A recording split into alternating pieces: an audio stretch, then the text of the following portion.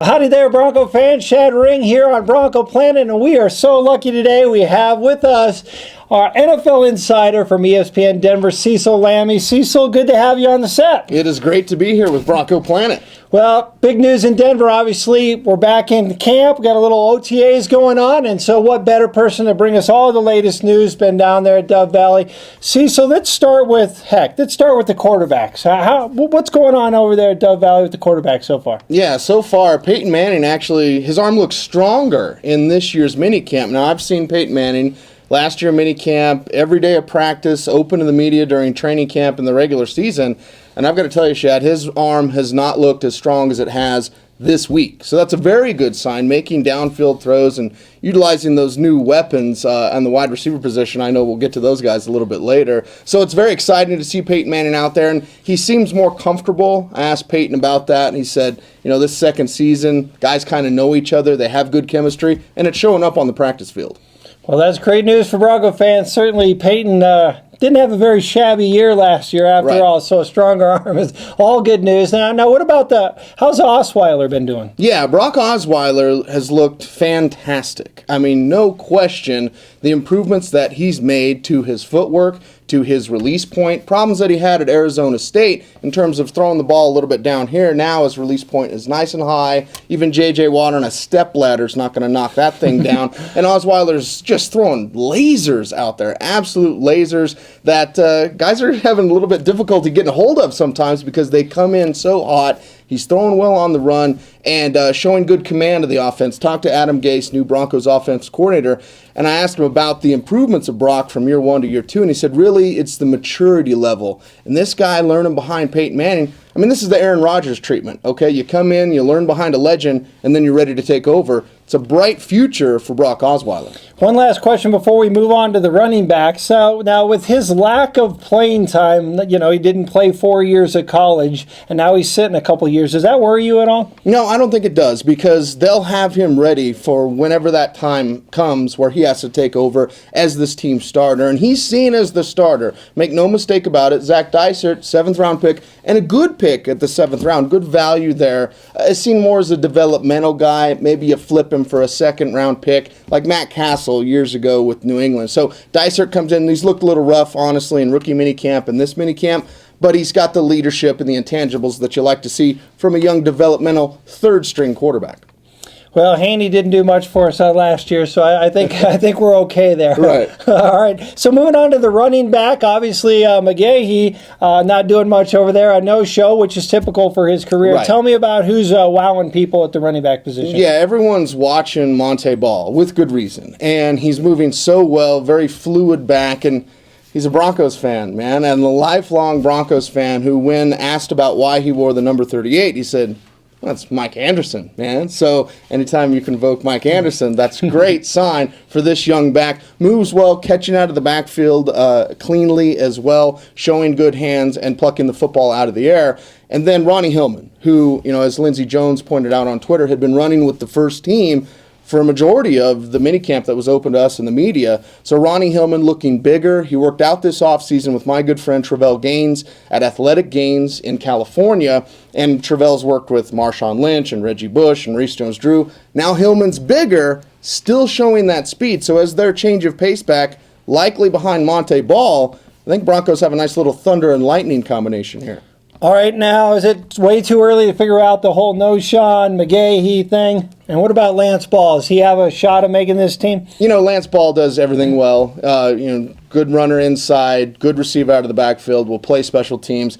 I'd essentially call him a lock alongside Hillman and Monte Ball for the running back position. If you only keep 4 running backs, then you have to decide, well, are you going to keep Jacob Hester? Because Hester impressed on the practice field this week, and also obviously he's a very versatile player as well. Good receiver, good short yardage runner.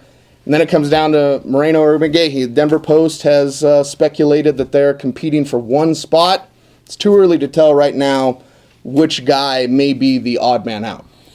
All right, let's keep it on the offensive side of the ball. Let's go to wide receivers and tight ends. A lot of weapons for Peyton Manning this year. Yeah, I actually had to go get an ankle brace from watching Wes Welker. This guy is incredible out there. I can't imagine trying to cover this guy. He's so quick, so fast on a field level perspective.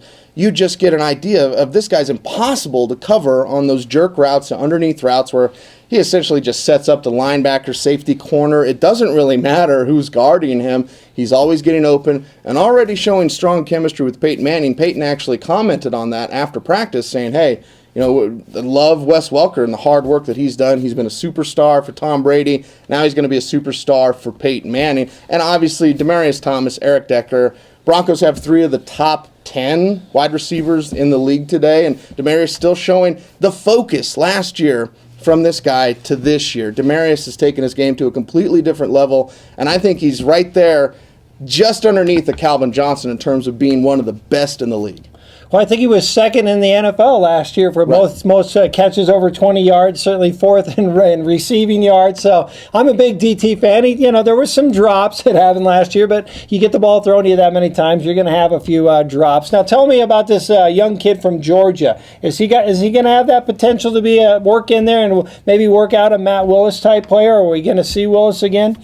Yeah, Willis, we'll see if he comes back, if they sign him around training camp. As far as Tavares King, he can be a starter in this league. This wide receiver draft class was one of the best I've ever seen in covering the draft in the NFL for 10 years now in the media. You saw that wide receiver position. The Broncos had to take a guy there. You've got Eric Decker as a free agent after this season. You don't know what's going to happen there, but in case someone signs him to a bigger deal than you're comfortable spending, you've got a guy like King that could be ready to step in and start in year 2. Saw him down at the Senior Bowl earlier this year. Crisp route runner and fast. Just electric fast speed in and out of his breaks, cuts well at speed, and doesn't lose that speed when he makes those moves. So Tavares King has a very bright future with this team as well.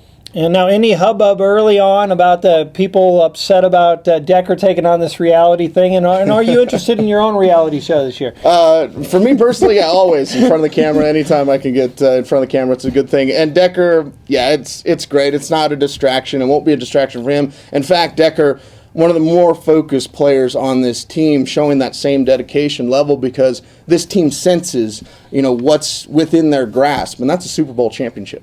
All right, we're going to switch it over to the defensive side of the ball, and you're not going to believe it, folks. We actually have a defensive coordinator for the second year in a row, the same guy. It's amazing. How is that going to impact the Broncos defense? Guys can come in, and I talked to Wesley Woodyard and Chris Harris just yesterday, and both of them commented on, hey, we already know this system. It's not guys having to learn their position or learn the play calls or learn the adjustments. They already know. Now it's just trying to find that leader and trying to find that pass rush rotation. How does a guy like Sean Phillips fit in? Talked to Jack Del Rio 2 days ago, and he's excited. He's really pumped up for what this defense could be. And I know Broncos fans, a lot of you upset about the loss of Elvis Dumervil. I say don't worry about it. I think this team could be better and have a stronger pass rush with that rotation of guys than they did with just Dumervil last year. Now, what about this whole middle linebacker? We've heard it's devalued a little bit from the Broncos because of all the other packages they're in. Who looks like the front runner, and what are your thoughts so far? Yeah, right now, Jack Del Rio commented yesterday, it's going to be Nate Irving getting the first crack at that job, and this is what Irving was drafted for. You draft him, you develop him, and now it's his time to rise up and kind of play up to his potential. We've seen a similar development in Wesley Woodyard. Woodyard coming undrafted out of Kentucky, had some concerns about coverage skills. He completely answered all those questions last year. The team is hoping that Nate Irving can make that similar step. They're in nickel about 65% of the time. So if Irving can be that 35% of the time thumper, not quite smoke dog Al Wilson. I know the number's the same, but you're looking for a guy that can find the football, scrape and flow is what scouts call it, and then be a solid wrap-up tackler. I believe Irving can be that. All right, last question. Broncos still have some room left to spend a little bit more money. Right. Obviously, lost out on Woodson this week. Who do you see as someone maybe the Broncos go after? And do they have to help that safety position because they went after a corner already? They got a free agent corner, and they drafted another corner. But that safety has been left alone, and it's still Raheem Moore and Mike Adams. Right, and got Quentin Carter coming back from his injury from last year. And all cleared in Vegas. Yep. All cleared, all ready to go this season. And I think that's a good sign for this team.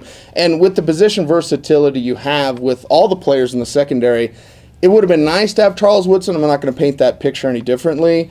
Good luck in Oakland, by the way, Charles. Anyway, I don't believe it's as big of a need as some people think. You look at the rest of the veterans that are still out there. You'll watch camp cuts, obviously, see if there's anybody you like at the safety position. But as right now, I'd say the team stays put there. They could still be on the lookout for more help at that linebacker spot and also at the center position. You've got J.D. Walton coming back from injury, Phillip Blake coming back from injury. Dan Copen's still out there. Yeah, what is going on with that? I was asking Danny about that the other day. Let's get that thing done. He did a tremendous job last year, and he's got the experience. Make it happen. Yeah, exactly. He did a fantastic job for the Broncos, so why not bring him back if he's still available around training camp? And honestly, with the way he performed on the field, I can't believe another team hasn't swooped in and kind of scooped him up off the free agent board.